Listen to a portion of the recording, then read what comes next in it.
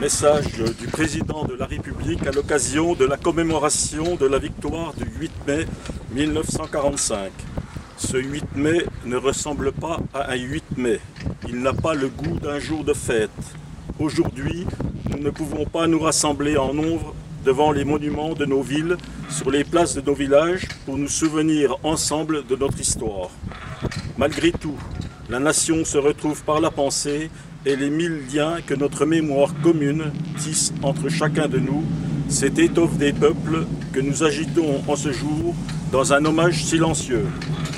C'est dans l'intimité de nos foyers, en pavoisant nos balcons et nos fenêtres, que nous convoquons cette année le souvenir glorieux de ceux qui ont risqué leur vie pour vaincre le fléau du nazisme et reconquérir notre liberté. C'était il y a 75 ans.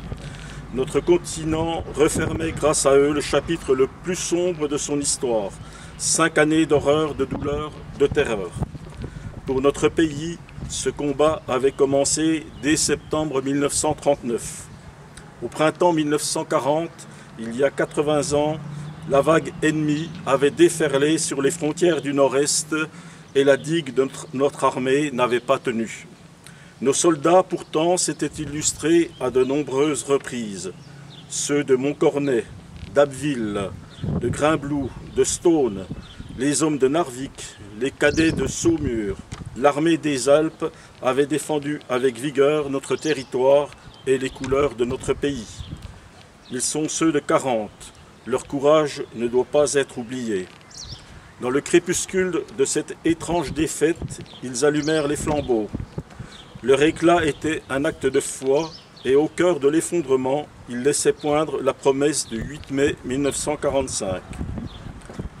Cette aube nouvelle fut ensuite conquise de haute lutte par le combat des armées françaises et des armées alliées, par les Français libres qui jamais ne renoncèrent à se battre, par le dévouement et le sacrifice des résistants de l'intérieur, par chaque Française, chaque Français qui refusa l'abaissement de notre nation et le dévoiement de nos idéaux.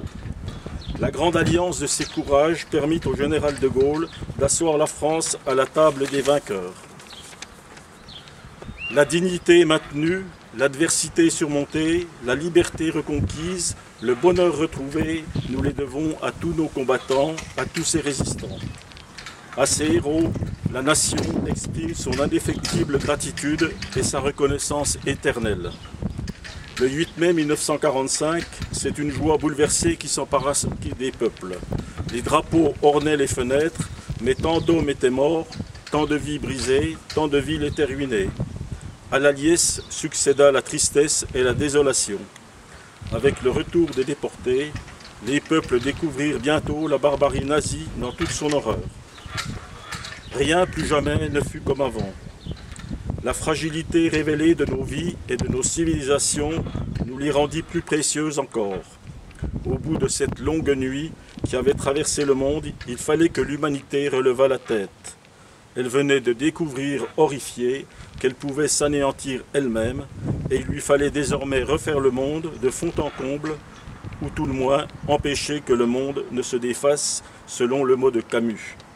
Ce fut l'heure en France de l'Union nationale pour fonder les beaux jours, annoncés par le Conseil national de la résistance et bientôt retrouvés. L'heure en Europe de l'effort commun pour bâtir un continent pacifié et fraternel. L'heure dans le monde de construire les Nations Unies et le multilatéralisme. Aujourd'hui, nous commémorons la victoire de ce 8 mai 1945, bien sûr, mais aussi surtout la paix qui l'a suivi. C'est elle la plus grande victoire du 8 mai, notre plus beau triomphe. Notre combat à tous, 75 ans plus tard. Vive la République, vive la France!